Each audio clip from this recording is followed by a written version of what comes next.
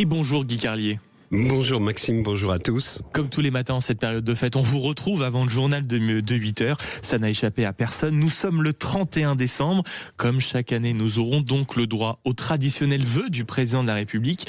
Et vous me dites, et vous m'avez dit en entrant mon cher Guy, que grâce à des relations excessivement haut placées, vous avez déjà réussi à avoir le discours du président de la République. Oui, c'est vrai.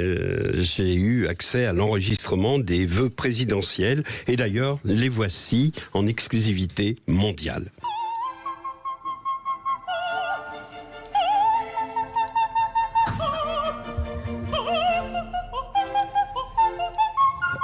Et oui Maxime, vous avez reconnu l'air de la flûte enchantée, car c'est celui que nous joue Emmanuel Macron chaque 31 décembre, même si la version du président se rapproche davantage du pipeau désenchanté que de la flûte enchantée. Alors, sur le plan technique des vœux, la méthode du président est simple. Il nous dit, c'est vrai, on a merdé cette année, mais ce qui a merdé n'était pas prévisible. En revanche, pour l'an prochain, je vous promets un truc extraordinaire. Tiens, par exemple, écoutez ce qu'il disait lors de ses vœux du 31 décembre 2017. Sur le plan national, l'année 2018 sera à mes yeux celle de la cohésion de la nation.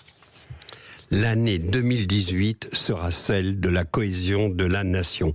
Il avait dû, comme l'avait fait Mitterrand avant lui, demander conseil à Elisabeth Tessier, la pitié officielle du gouvernement, lors d'un dîner à l'Élysée. Oui, car la pitié vient en mangeant. Pardon, je ne pouvais pas m'en empêcher. Elisabeth Tessier lui avait donc dit « Pour 2018, je vois une année calme sur le plan social. Ce sera l'année de la cohésion de la nation. » 3 mois plus tard, débutaient les mobilisations des Gilets jaunes, évidemment, comme toujours avec Elisabeth Tessier. Mais il y a pire. Souvenez-vous de cette promesse d'Emmanuel Macron, un jour de juillet 2017, alors qu'il avait abusé du rosé de Bandol et dans l'enthousiasme, il a dit « D'ici la fin de l'année, plus personne ne dormira dans la rue. » 6 mois plus tard, au moment des vœux présidentiels, évidemment, il a sorti les avirons, le nombre des SDF avait augmenté, mais il ne s'est pas dégonflé et il a dit « Je veux que nous puissions apporter un toit à toutes celles et ceux qui sont aujourd'hui sans abri. » Mais là, on n'a plus envie de rire. Il fait froid en ce moment, je me suis aperçu qu'on s'est habitué à voir de plus en plus de pauvres gens qui dorment sur le trottoir, des cartons, des tentes de fortune. On s'est habitué. Finalement, il pourrait considérer ça comme une réussite, Macron. Il a habitué les Français à ne plus avoir honte en voyant un SDF. Il nous a inoculé une sorte de vaccin d'indifférence et de mépris. Maintenant, on voit les SDF, ça ne nous fait plus rien. Maintenant, il a mis au point une figure de rhétorique consistant, je vous l'ai dit, à dire « on a merdé », c'est vrai. Mais qui aurait pu prévoir les impondérables qui nous sont tombés dessus?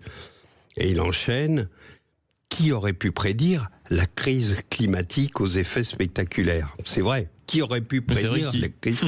La vache, là, il faut quand même oser. Comme disait Bernard Blier, j'ai connu des faux culs, mais là, c'est une synthèse. Ça fait 30 ans que le monde entier s'inquiète, tente de lutter contre le dérèglement climatique, mais pour Macron, qui, en 2023, aurait pu le prédire? Mais je m'énerve, je voudrais pas avoir l'air de tirer sur l'ambulance, alors détendons-nous en revenant sur les vœux d'autres présidents surprenants ou pittoresques, en commençant par ceux de Valéry Giscard d'Estaing. Si cet homme s'il n'y a pas eu dans le pays la moindre trace d'émotion à la disparition de cet homme, c'est que, contrairement à Chirac, il n'aimait pas les gens et bien qu'il n'eût de cesse de multiplier les rencontres avec le peuple, les petits déjeuners avec des éboueurs, l'accordéon chez Daniel Gilbert, match de foot avec les anciens de Chamalières, on sentait qu'il forçait sa nature.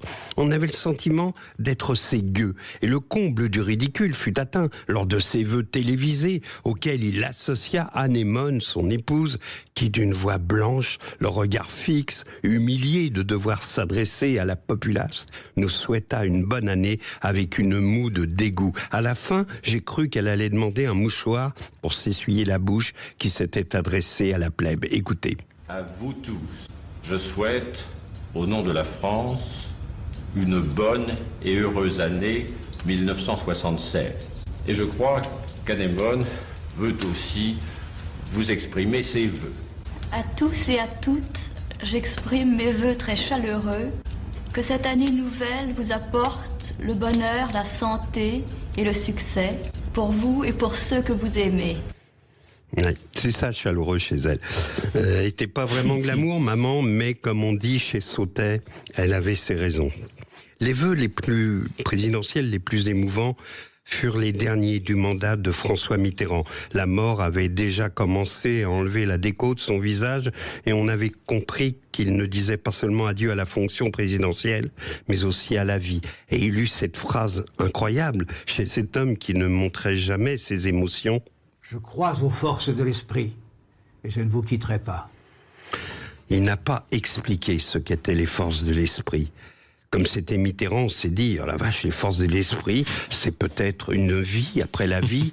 Bon, ce qui est sûr, c'est que c'est pas les 60 vierges de l'islam, car il avait largement dépassé son quota de son vivant. Allez, pour finir cette chronique nationale de la même façon que s'achèvent les vœux télévisés, voici une variation sur le thème de la Marseillaise qui vous est offerte par Valérie Giscard d'Estaing.